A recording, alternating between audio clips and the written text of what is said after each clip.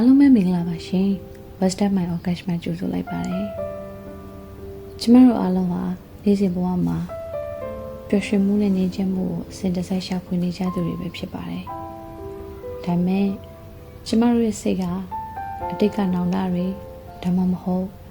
အနာဂတ်အတွက်စိုးရိမ်ပူပန်မှုတွေထဲမှာပဲအမြဲတမ်းနှမျောနေတတ်ကြပါတယ်ဒီကနေ့မှာတော့ကမ္ဘာတစ်ဝန်းကလူတန်းပေါင်းများစွာရဲ့ဘဝကိုပြောင်းလဲပေးခဲ့တဲ့စာရေးဆရာအခက်ထုတ်လေးရေးသားထားတဲ့ The Power of Now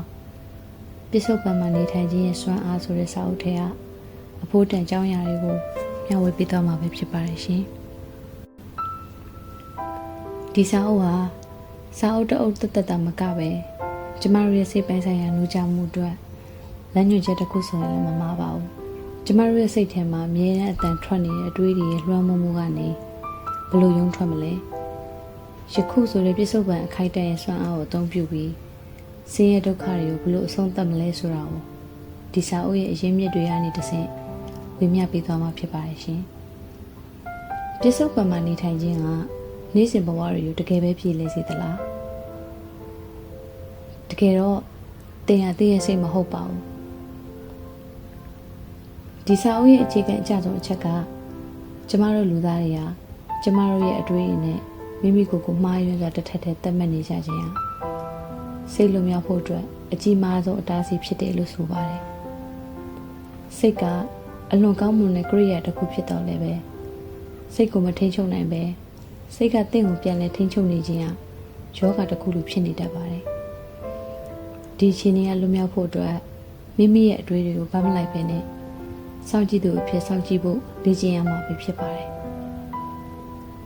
ပြစ္ဆုတ်ပံမှာနေထိုင်ခြင်းအချိန်ဆိုတာစိတ်ကဖန်တီးထားတဲ့လက်ဆောင်မှုတစ်ခုသာဖြစ်တယ်လို့ဆိုပါတယ်အတိတ်ကမှတ်ဉာဏ်တစ်ခုသာဖြစ်ပြီးအနာဂတ်ကလည်းစိတ်ကကြိုတင်ပုံဖော်ထားတဲ့အရာသာဖြစ်တာမို့လို့ယခုပြစ္ဆုတ်ပံဆိုတဲ့အချိန်ဒီသာတစ်ခုတည်းသောအစစ်မှန်ဖြစ်ပါတယ်ကျမတို့ကြုံတွေ့နေကြရတဲ့ဒုက္ခအများစုဟာအတိတ်ကိုပြန်လည်တန်တာခြင်းဒါမှမဟုတ်အနာဂတ်အတွက်စိုးရိမ်ခြင်းတို့ကြောင့်ဖြစ်ပေါ်လာရခြင်းပဲဖြစ်ပါတယ်။ဒါကြောင့်ပြစ္ဆုတ်ပံတက်တဲ့မှာအပြည့်အဝနေထိုင်ခြင်းကပြဿနာတွေကိုပျောက်ကွယ်စေနိုင်ပါတယ်လို့ဆိုပါတယ်။နာကျင်မှုခံတာကျမတို့မှာအတိတ်ကခံစားခဲ့ရတဲ့စိတ်ပိုင်းဆိုင်ရာနာကျင်မှုတွေစုစည်းနေတဲ့စွမ်းအင်ကွင်းပြတစ်ခုရှိနေတတ်ပါတယ်။အဲ့ဒါကတခါတည်းမှနိုးကြွလာပြီးတော့ကျမတို့ဒေါသထွက်စေခြင်းဝမ်းနည်းစေခြင်းဒါမှမဟုတ်အဆိုးမြင့်စေများဖြစ်ပေါ်စေခြင်းဖြင့်သူ့ရဲ့စွမ်းရည်တွေကိုအားဖြည့်တတ်ပါတယ်ဒီနာကျင်မှုကလွတ်မြောက်ဖို့အတွက်အဲ့ဒီအရာကိုတိုက်ထုတ်တာမျိုးမလုပ်ဘဲသတိဖြင့်အတိမတ်ပြုဆောင်ကြည့်နေသင့်ပါတယ်လက်ခံခြင်းဒါမှမဟုတ်အလျှော့ပေးခြင်းလက်ခံခြင်းဆိုတာအခြေအနေတစ်ခုကိုအရှုံးပေးလိုက်တာဒါမှမဟုတ်ဘာမှမလုပ်ခင်နေလိုက်တာကိုဆိုလိုတာမျိုးမဟုတ်ပါဘူးဖြစ်ပျက်နေတဲ့အခြေအနေကိုမခုခံမဲနဲ့အရှိကိုအရှိတိုင်းလက်ခံလိုက်ခြင်းကိုဆိုလိုတာပါအတွင်းစိတ်ကနေခုခံမှုကိုဆွလွန်လိုက်တဲ့အခါမှသာမှန်ကန်ပြီးထိရောက်တဲ့အလုပ်ကိုလုပ်ဆောင်နိုင်မှာဖြစ်ပါတယ်အဲ့လိုလက်ခံလိုက်ခြင်းဖြင့်လည်းစိတ်ရဲ့ချုံနှောင်မှုမှလွတ်မြောက်ပြီးအတွင်းစိတ်ငြိမ်းချမ်းမှုကိုရရှိစေမှာဖြစ်ပါတယ်ခန္ဓာကိုယ်အတွင်းပိုင်းစွမ်းရည်ကိုခံစားခြင်းပြစ္ဆုတ်ပံမှာအမြဲရှိနေစေဖို့အတွက်အထက်ရောက်ဆုံးနည်းလမ်းတစ်ခုကတော့မိမိရဲ့ခန္ဓာကိုယ်အတွင်းပိုင်းမှာရှိတဲ့စွမ်းရည်ကိုခံစားနေခြင်းပဲဖြစ်ပါတယ်ခန္ဓာကိုယ်အတွင်းမှာခံစားသိရှိနေခြင်းကတင်ကိုပြစ္ဆုတ်ပံမှာမြင်းမြံစွာကြောက်ချထားပေးပြီးစိတ်ရဲ့လွှမ်းမိုးမှုမှာကာကွယ်ပေးပါတယ်နေ့စဉ်ဘဝမှာပြစ္ဆုတ်ပံတက်နေနိုင်အောင်ဘယ်လိုစတင်လေ့ကျင့်ရမလဲမိမိရဲ့အတွေ့အကြုံကိုစောင့်ကြည့်ပါအရေးကြီးဆုံးအဆင့်ဟာမိမိအုံနောက်ထဲမှာအမြဲတစေပြောဆိုနေတဲ့အတန်ဒါမှမဟုတ်အတွေးတွေကိုသတိဖြင့်နားထောင်ခြင်းပဲဖြစ်ပါတယ်အဲ့ဒီအတွေးတွေကိုဆုံးဖြတ်ချက်မချပဲအမှားအမှန်မခွဲကြပဲဗတ်မလိုက်ပဲနားထောင်ကြည့်ပါအတွေးတွေရှိနေတယ်ငါကအဲ့ဒီအတွေးတွေကိုနားထောင်နေတဲ့သူဆိုတာကိုသိမြင်လာရင်အတွေးရဲ့လွှမ်းမိုးမှုကနေရော့ကျသွားပါလိမ့်မယ်အဲ့လိုလှုပ်ဆောင်ခြင်းဖြင့်လည်းအတွေးများကြားမှာအတွေးမဲ့တဲ့ကာလတစ်ခုဖြစ်ပေါ်လာပြီးစိတ်ငြိမ်းချမ်းမှုစတင်ခံစားလာရမှာပဲဖြစ်ပါတယ်။နေ့စဉ်လုပ်ငန်းဆောင်တာများအာရုံစိုက်လှုပ်ဆောင်ကြည့်ပါ မင်းစားခြင်းလက်ဆေးခြင်းလှေကားတက်ခြင်းလိုမျိုးတာမန်အလုပ်များကိုအာယုံအပြည့်အဝစိုက်ပြီးလှုပ်ဆောင်ကြည့်ပါဥပမာ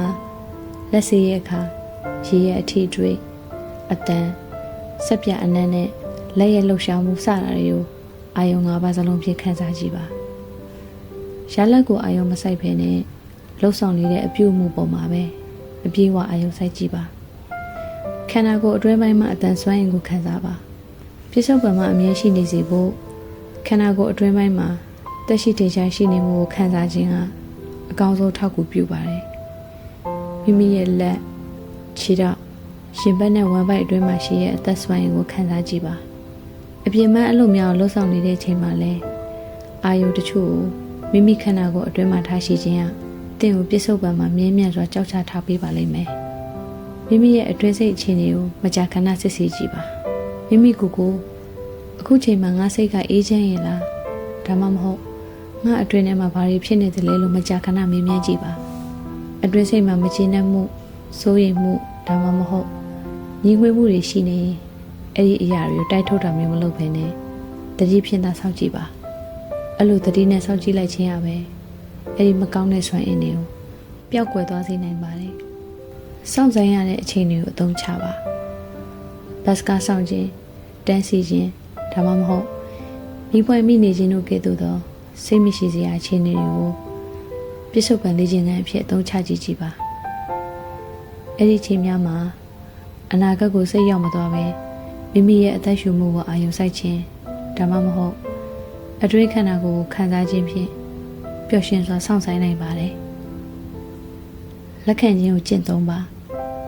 လက်ရှိဖြစ်ပျက်နေတဲ့အခြေအနေကိုစိတ်ထဲမှာမဟုတ်ဘူးလို့ညှင်းဆဲနေခြင်းကဒုက္ခကိုဖန်တီးစေပါတယ်အခြေအနေတစ်ခုကိုမနစ်သက်တော့လဲ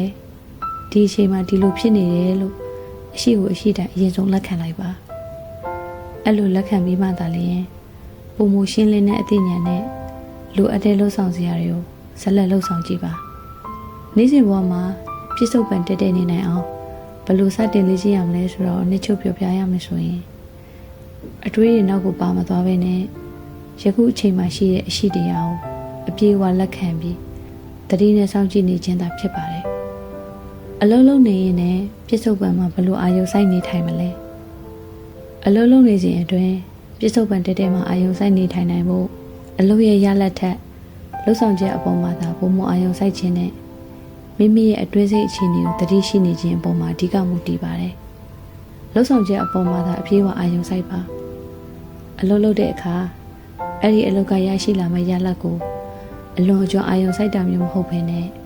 လှုပ်ဆောင်နေတဲ့အပြုအမူကိုသာလေးနက်ထားပါလက်ရှိခိုက်တက်မှာတင်လှုပ်ဆောင်နေတဲ့အရာကိုအပြည့်အဝလက်ခံပြီးဂရုတစိုက်လှုပ်ဆောင်ခြင်းဖြင့်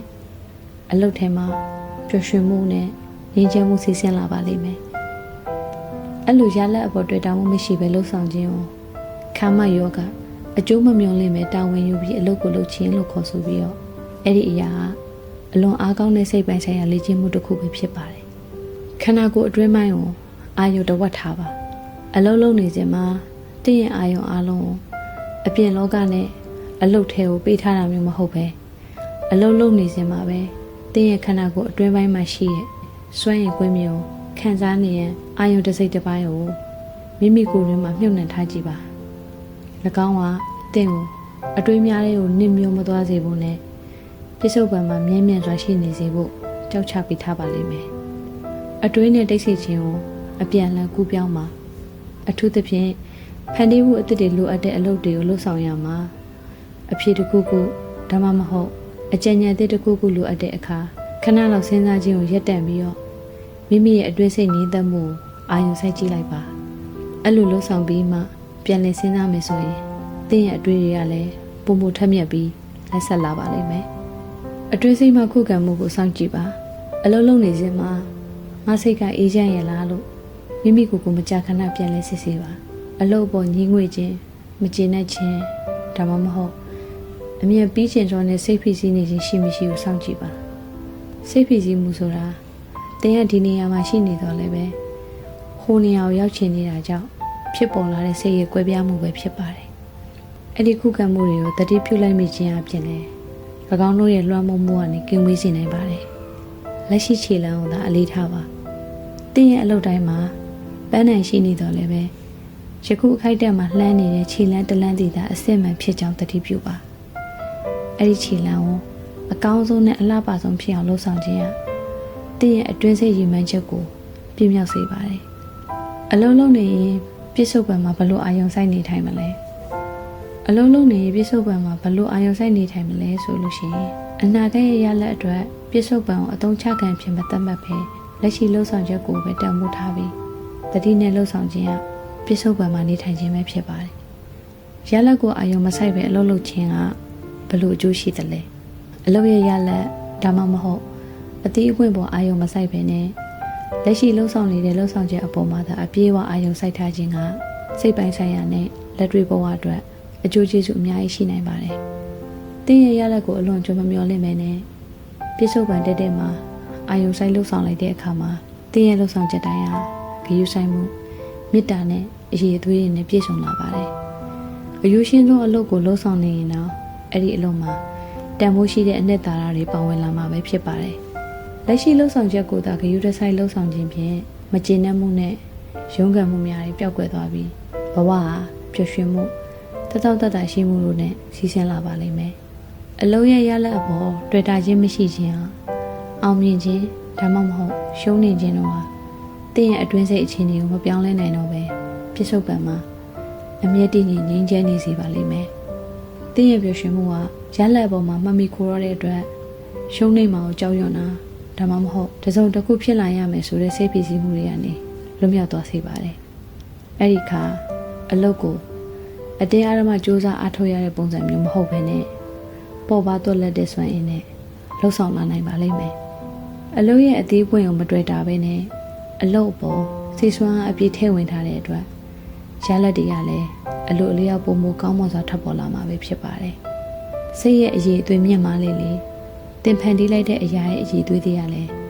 းစိတ်ကိုထင်ဟပ်ပြီးပုံမကောင်းမွန်လာလေးလေးပဲဖြစ်ပါတယ်။ရလက်ကိုအာယုံမဆိုင်ပဲအလုပ်လုပ်ခြင်းကဘယ်လိုအကျိုးရှိတယ်လဲဆိုတော့အချင်းချင်းပြောပြရရင်စိတ်ကိုလွတ်မြောက်စေပြီးတင်လုံးဆောင်သမျှအရာတိုင်းကိုအတိတ်ပဲရှိသောအမှုပညာတစ်ခုကဲ့သို့ပြောင်းလဲပေးနိုင်ပါလိမ့်မယ်။အလုံးမှာအမှားလုံးမိရင်စိတ်တော့ကမဖြစ်အောင်ဘယ်လိုနေမလဲ။အလုံးမှာအမှားလုံးမိတဲ့အခါအမှားတစ်ခုကြောင့်စိတ်မစင်ရစေဖို့အတွက်အမှားကိုသင်ခန်းစာဖြစ်တာအသုံးချကြည့်ပါ။အမှားတစ်ခုလုံးမိတဲ့အခါအဲ့ဒီအမှားကနေသင်ခန်းစာယူတာနောက်တစ်ချိန်မှာအဲ့လိုမျိုးမဖြစ်အောင်ပြင်ဆင်ဆောင်ရွက်မှုများပြုလုပ်ခြင်းကလက်တွေ့ကျတဲ့နာရီအချင်းကိုအသုံးချခြင်းပဲဖြစ်ပါတယ်။မိမိကိုယ်ကိုအပြစ်တင်ခြင်းမှရှောင်ကြည့်ပါ။အမှားတစ်ခုပေါ်မှာထက်ခါတလဲလဲတွေးတောခြင်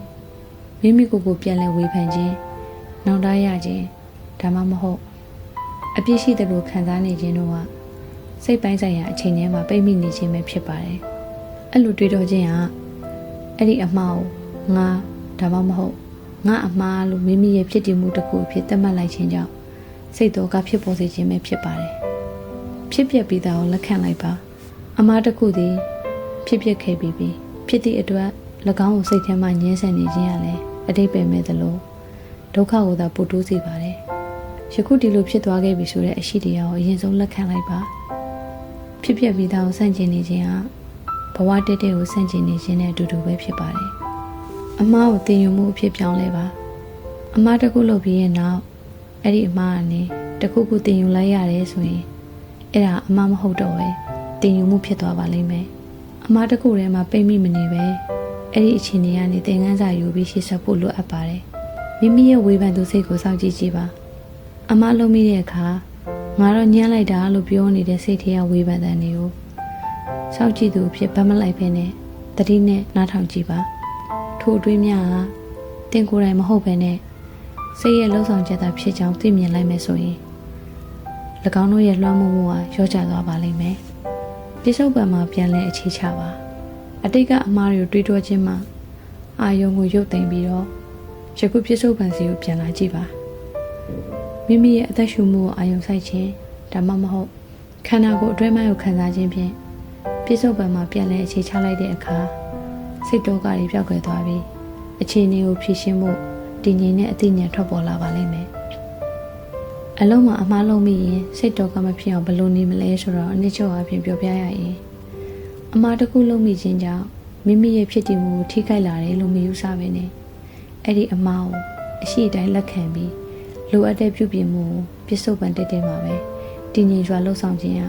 စိတ်တော်ကမှကင်းဝေးစေမယ့်အကောင်းဆုံးနည်းလမ်းပဲဖြစ်ပါတယ်။စာရေးဆရာအခက်ထိုးလေးရေးသားထားတဲ့ The Power of Now ပြစ္ဆုတ်ပံမှာနေထိုင်ခြင်းရဲ့စွမ်းအားဆိုတဲ့အကြောင်းကိုအနည်းချုပ်အနေနဲ့ပြောပြရမယ်ဆိုရင်စိတ်ရဲ့လှည့်စားမှုကိုသိမြင်ပြီးပြစ္ဆုတ်ပံတက်တဲ့မှာနေထိုင်ခြင်းဖြင့်စစ်မှန်တဲ့ငြိမ်းချမ်းမှုနဲ့ဆင်းရဲဒုက္ခရဲ့အဆုံးသတ်ကိုရှာဖွေနိုင်ကြောင်းလမ်းညွှန်ထားပါတယ်။ပြစ္ဆုတ်ပံတက်တဲ့မှာနေထိုင်ခြင်းဟာနေ့စဉ်ဘဝပြဿနာတွေကိုပြေလည်စေုံသာမကပဲနဲ့ပြဿနာတွေအပေါ်တင်းရရှုမြင်ပုံနဲ့ကင်တွယ်ပုံကိုအခြေခံကြပြောင်းလဲစေပါတယ်။အဲ့ဒီအရာတွေကပြဿနာတွေကိုရှောင်လွှဲခြင်းမျိုးမဟုတ်ဘဲနဲ့ပုံမထက်မြက်တဲ့နည်းလမ်းနဲ့ရင်ဆိုင်ခြင်းဖြစ်ကြောင်းပြောပြထားပါတယ်။ပြဿနာဆိုတာစိတ်ကဖန်တီးထားတဲ့အရာဖြစ်ပြီးတော့၎င်းတို့ရှင်သန်ရဲ့အချိန်ဟာအတိတ်ဒါမှမဟုတ်အနာဂတ်လိုအပ်ပါတယ်။ပြစ္ဆုတ်ပံတက်တဲ့မှာအယုံဆိုင်လိုက်မယ်ဆိုရင်ပြဿနာဟုတ်သမျှမရှိတော့ဘဲနဲ့ရင်ဆိုင်ဖြေရှင်းရမယ့်အခြေအနေဒါမှမဟုတ်လက်ခံရမယ့်အခြေအနေသာရှိပါတော့တယ်။ကျမတို့စိုးရိမ်နေတဲ့ပြဿနာတွေကဘဝအခြေအနေအတိတ်နဲ့အနာဂတ်အတွင်းသာရှိနေခြင်းပဲဖြစ်ပါတယ်။တင်းရဲ့အာယုံကိုယခုပြစ္ဆုတ်ပံလို့ခေါ်တဲ့ဘဝတည်တည်ကိုပြောင်းလဲလိုက်ခြင်းဖြင့်စိတ်ရဲ့ဝင်တော့ဝင်မှုများကိုရော့ကျစေပြီးတော့ရှင်းလင်းတဲ့အသိဉာဏ်ကိုရရှိစေပါတယ်။လက်ခံခြင်းကနေတဆင့်ထိရောက်တဲ့လှုပ်ဆောင်ချက်တွေထွက်ပေါ်လာခြင်းပြစ္ဆုတ်ပံမှာနေထိုင်ခြင်းဟာလက်ရှိဖြစ်နေတဲ့အခြေအနေကိုအတွင်းစိတ်ကနေမခုခံပဲအရှိကိုအရှိတိုင်းလက်ခံလိုက်ခြင်းပဲဖြစ်ပါတယ်။အဲ့လိုလက်ခံခြင်းက